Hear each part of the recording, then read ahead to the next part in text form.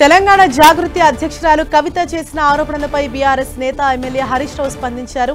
తనపై కొందరు తప్పుడు ప్రచారం చేస్తున్నారన్న ఆయన తనపై చేసిన వ్యాఖ్యలను వారి విజ్ఞతకే వదిలేస్తున్నారని చెప్పారు. తాను పార్టీలో క్రమశిక్షణ కలిగిన కార్యకర్తనని, తన రాజకీయ జీవితం తెరిచిన పుస్తకమని అన్నారు. ఉద్యమంలో తన పాత్ర ఏంటో అందరికీ తెలుసన్న హరీష్ రావు కేసీఆర్ నాయకత్వంలో బీఆర్ఎస్ ను మరోసారి అధికారంలోకి తీసుకొస్తామన్నారు. తెలంగాణ ద్రోహుల నుంచి రాష్ట్రాన్ని కాపాడుకుంటామని చెప్పారు. గత సోమవారం లండన్ వెళ్లిన హరీష్ రావు ఆ పర్యటన ముగించుకుని ఇవాళ ఉదయమే హైదరాబాద్ చేరుకున్నారు.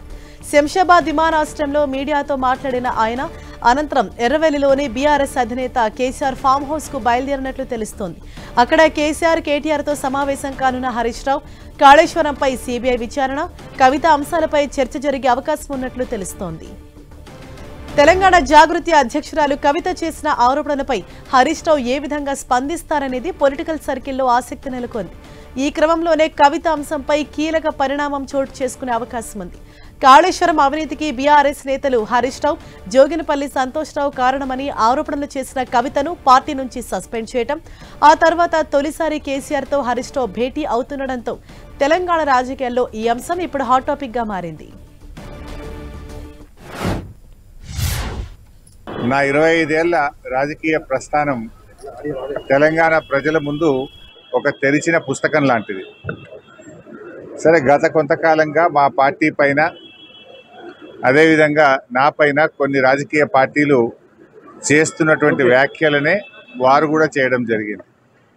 అయితే ఆ వ్యాఖ్యలు వారు ఎందుకు చేశారో అది వారి విజ్ఞతకే నేను వదిలేస్తున్నాను. కేసీఆర్ గారి నాయకత్వంలో గత 2.5 దశాబ్దాల కాలంగా ఒక క్రమశిక్షణ కలిగిన కార్యకర్తగా రాష్ట్ర సాధనలో, రాష్ట్ర అభివృద్ధిలో నేను చూపిన నిబద్ధత, నా పాత్ర అందరికీ తెలిసినటువంటిదే. ఈరోజు రాష్ట్రంలో ఎరువులు దొరకక ఒకవైపు రైతులు గోసపడతా ఉన్నారు, మరొక వైపు వరద ప్రాంతాల ప్రజలు అనేక ఇబ్బందుల్లో ఉన్నారు. కేసీఆర్ గారు దశాబ్ద కాలం ఎంతో కష్టపడి నిర్మించిన వ్యవస్థలను, ఒక్కొక్క వ్యవస్థను ఉద్దేశపూర్వకంగా ఈనాడు రేవంత్ రెడ్డి గారి ప్రభుత్వం కూల్చేటువంటి ప్రయత్నం చేస్తూ ఉంది. సో ఇటువంటి పరిస్థితుల్లో కష్టాల్లో ఉన్న ప్రజల్ని ఆదుకునే విషయంలో, తెలంగాణ ద్రోహుల చేతుల్లో నుంచి ఈ రాష్ట్రాన్ని కాపాడుకునే విషయంలో మా దృష్టి అంతా ఉంటుంది. సో మేము ఈ రాష్ట్ర సాధనలో పోరాటం చేసిన వాళ్ళం, ఈ రాష్ట్రాన్ని కాపాడుకోవడంలో బాధ్యత కలిగిన వాళ్ళం. సో మా సమయాన్ని అంతా కూడా దాని మీదనే మేము వెచ్చిస్తాం.